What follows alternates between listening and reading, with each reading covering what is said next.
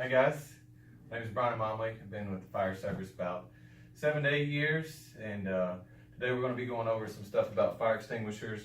We're going to be going over topics on what needs to be done when they need to be inspected, when they need to be inspected, what to look for when they need to be inspected, and then we're going to go over what we need to do properly lifting a fire extinguisher, deploying it, and the proper techniques so you don't hurt yourself. So we're going to get right into this. So they got to be inspected, different inspections.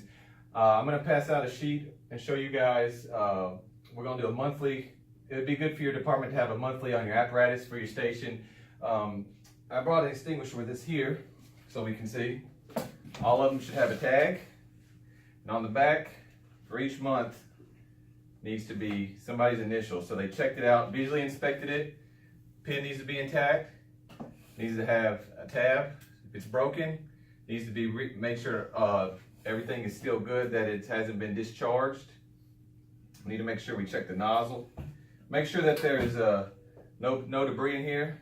We're going to check for cracks. We're going to check the cylinder itself. We'll make sure it ain't got no dents, no dangs, nobody's painted on it. And most important, this label. This label tells exactly what this extinguisher has in it, how big it is.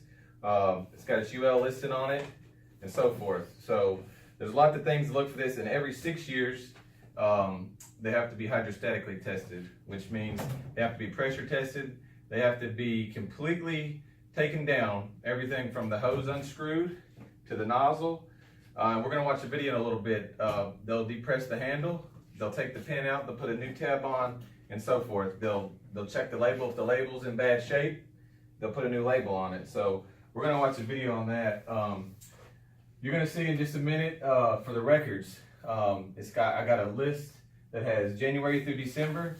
If it has a problem on it, you can write something up on it. So if it has a problem, if the tag's missing, you write it, and it has a spot who you notified. So that way you keep good documentation. If there's something that happens and you go to get this fire extinguisher and something's wrong with it, you kept up with it. And a good thing to do with the records is keep it in a notebook or keep it with your equipment. So if you got a truck, an engine, ambulance, Tahoe, Chief's car, whatever, and every piece of equipment has either a small fire extinguisher, has a big one, has water, CO2. A lot of equipment has ABC extinguishers and water and or CO2. So you need to have a checkoff sheet for each individual extinguisher. So they need to have a number on it or some sort of identification. So you could say that this is NFD1 truck 1. So we know that this goes with the truck. We know that this is this water extinguisher, and then we have paperwork that will match it, and it'll stay with this extinguisher till it goes out of service. So that's good to do with the checklist. Same thing, well, if you do training with it, keep up with training. If you use that extinguisher, same thing. Let the paper go with the extinguisher. Keep everything together so if anything happens, gets damaged, it's been documented properly, and always follow the manufacturer's recommendation. So we got a little video here, if we get it to play. This is going to be on doing a hydrostatic testing. Every 6 years, it's mandatory. It's manufacturers say it has to be done. No ifs, ands, or buts. If not, the fire extinguisher cannot be in service. It will have to be taken out of service till it can properly be hydrostatic tested. And they put usually a ring right around the top here when the last time they tested the hydrant. So this will give you kind of an idea of how it goes down and what to do. And you have to be certified to do this. You can't just go and just say, okay, well, I'm going to test this fire hydrant on my own. It's fire extinguisher on my own. You have to go to certain classes, NFPA class. There's a book and stuff you got to read, and then you can be certified to do it. And a lot of guys do it on their days off. They have secondary jobs. You can go in there. You can get certified. You check them off. You do a visual inspection. If it needs to be tested for the 6 years, then you take it out. You'll be in a van or a truck or whatever. It has the powder, has whatever chemical you need. If you need to charge it with CO2, you can do it right there on scene. You can take it back in. But like I said, you have to be certified to do that. And our video is not going to play, so we'll we'll skip on to the next slide.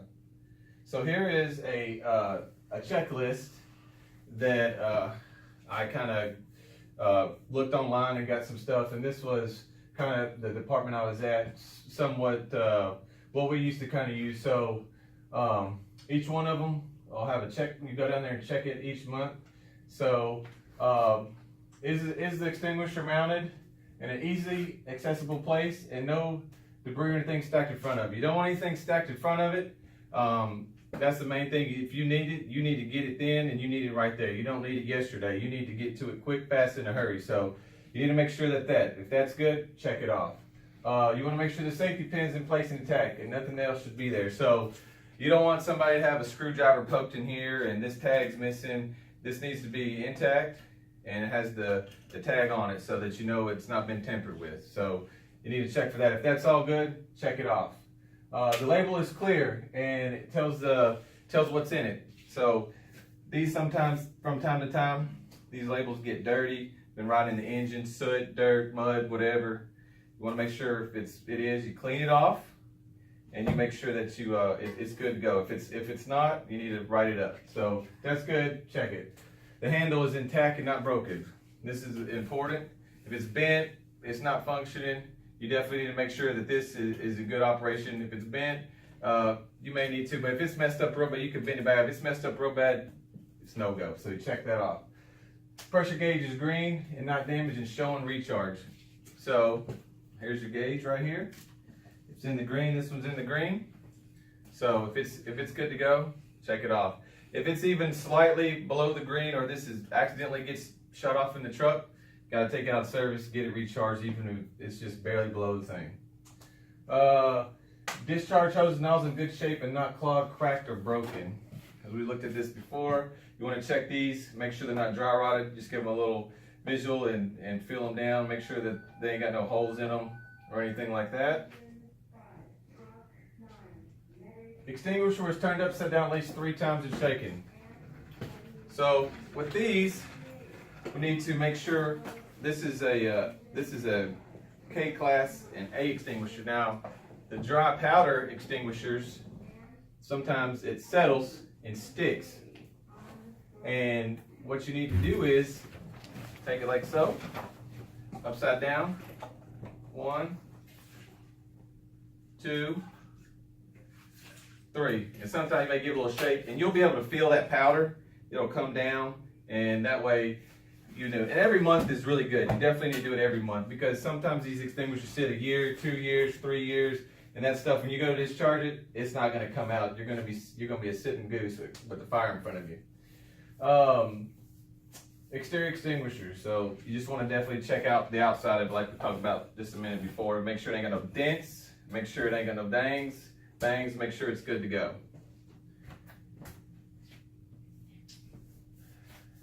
Let's see. Make sure it doesn't have any rust on it or any kind of corrosion buildup anywhere. Around the neck of it, you want to make sure it can lose pressure if it starts getting rusty and rust starts eating through that. Around the nozzle as well, you want to check around the fittings and where it's been crimped. You want to make sure it's not rusty, good to go. Clean it up.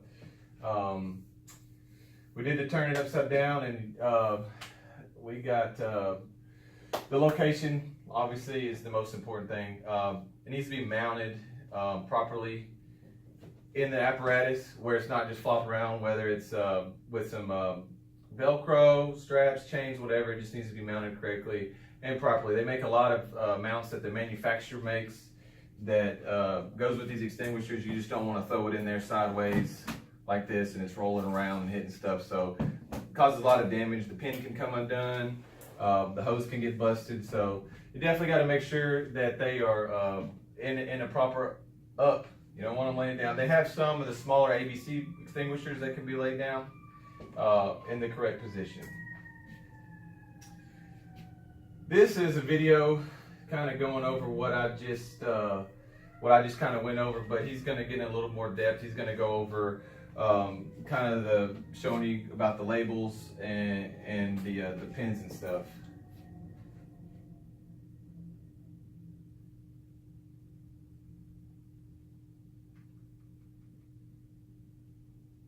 Maybe.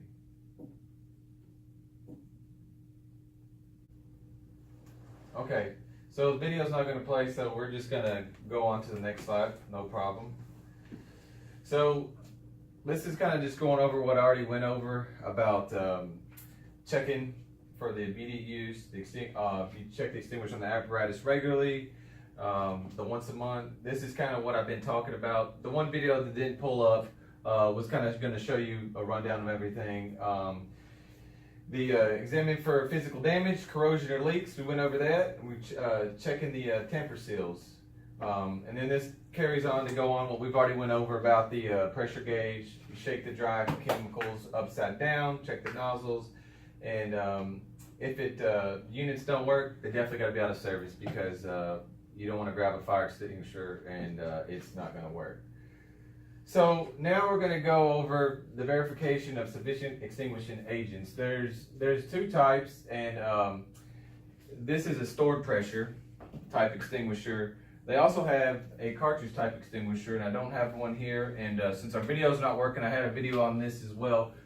So the stored pressure, it indicates the pressure is sufficient to expel the entire agent, so which is your gauge right here, and full, and it'll go down. And these will go anywhere from 120 psi to 150. As you expel the agent, you lose pressure. So you're going to have a lot of pressure at first.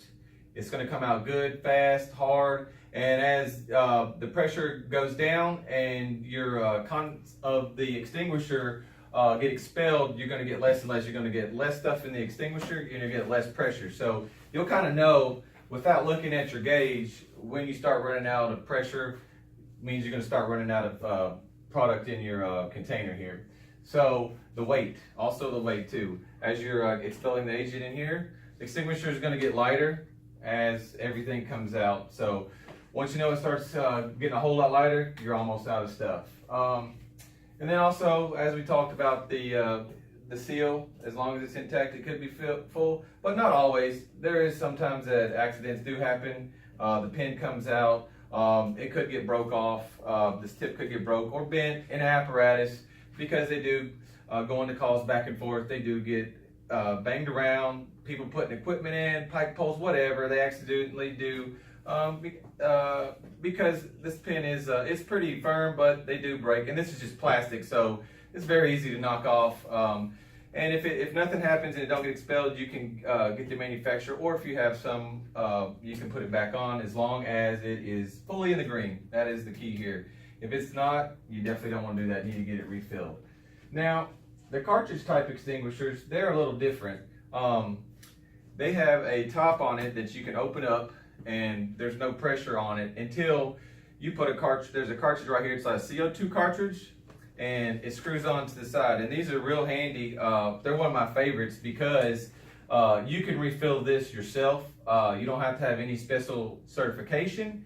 The agent comes in 25-pound bags. You get a little scoop. You unscrew the top, just like on a jug, water jug. Very easy. Just a couple unscrews. You dump the agent in there. It's a powder. It's a dry powder. You dump it in there. You screw it back on there, just like how you undid. Righty-tighty, lefty-loosey. And on the side, you have a CO2 cartridge. And you screw it in, same way, right? And then when you screw it in, there's a pin that you, just like when you squeeze this handle, there's a pin that you squeeze, and it punctures a hole in the top of that cartridge. And when it punctures that hole, then it's going to read on the gauge that it's full and ready to go. The extinguisher can be ready to go, but it's not going to do anything until you push down on it and charge that CO2 cartridge.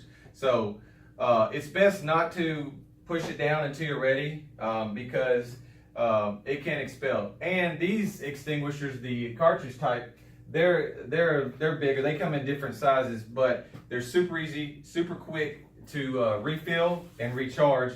And like I said, doesn't take any kind of special permits, training, nothing. It's a real quick class on showing you how to do it, and you can set up and go. So they have a lot of pros to those versus these. Unless it's a water extinguisher, these you cannot fill up unless you get them charged. And you definitely need to let a professional do it and let it get charged back to the manufacturer's recommendation. So that's a good rundown on that. this video is not going to place, so we're going to skip on through it, and we're going to go on into proper lifting techniques and carrying the extinguisher. And we're going to have a check off on this because it's very important on how you carry this extinguisher, because believe it or not, you can get injured with these. There's some of these that are heavy that are 30 or 40 pounds. So you definitely don't want to grab this and tweak your back and then be out of work. It's not going to be a good thing. There's all different size types. There's little 1-pounders, like I said, up to 30, 40 pounders. A lot of people in the home have the 1-pounders and 5-pounders. A lot of your commercial vehicles and a lot of vehicles that are on the road, they have little 1-pounders. They're good for a quick fire if you catch it quick, and a little bitty one can go a long ways. It'll if you catch it quick, just that little bit of powder will it can put out a pretty good sized fire. So we have this checkoff sheet, and we're going to kind of go over this. So when we get done with this, you will be able to do this properly without hurting yourself. But it has a method. If you have a small extinguisher, you can, we'll go over this. If you have a small extinguisher, you can grab it and just hold it like this. Now, the one we're going to go over that's most important is the heavier ones. This one, to some people, this is probably pretty heavy. So depend on your build and your size is what you may need to do. So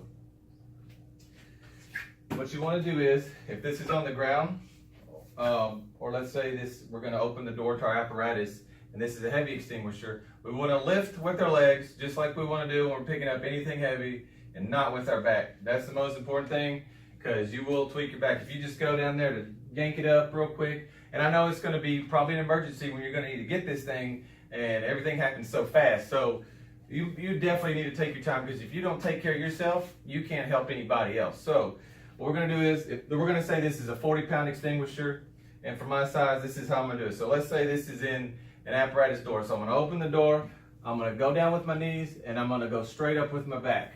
Now, when I do that, I'm going to pick it up with my strongest hand. Now, if you're left-handed, put it in your left hand. If you're right-handed, put it in your right hand.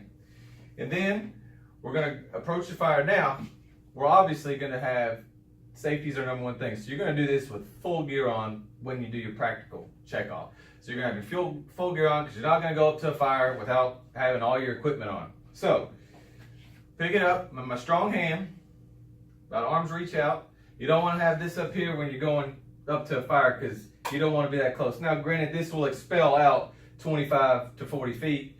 So want to get it out as far away from my body. And as we go up, we're going to pull our pin.